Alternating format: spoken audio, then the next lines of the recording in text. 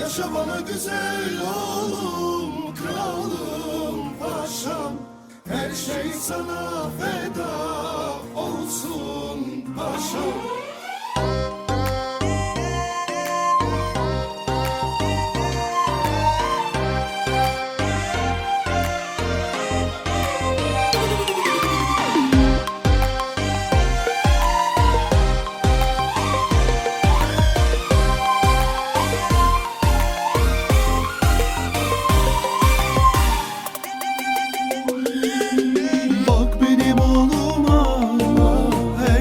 Yakışır ona, anam baban çalışır, her şey helal sana.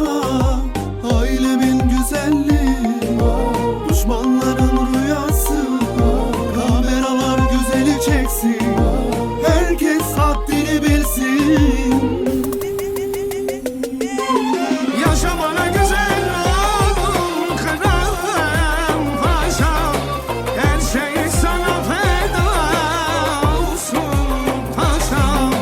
Bir çıkışım var aman düşmanlar buna.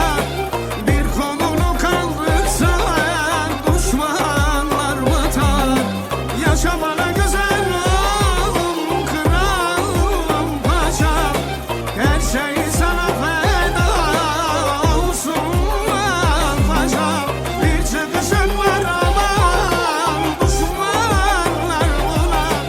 Bir kolunu kaldırsan düşmanlar batar.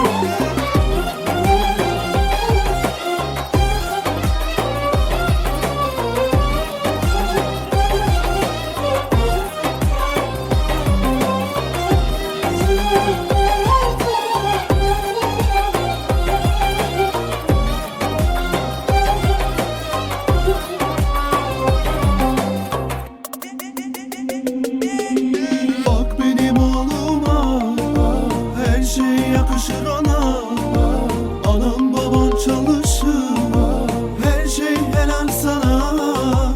Ailemin güzelliği, düşmanların rüyası, kameralar güzeli çeksin, herkes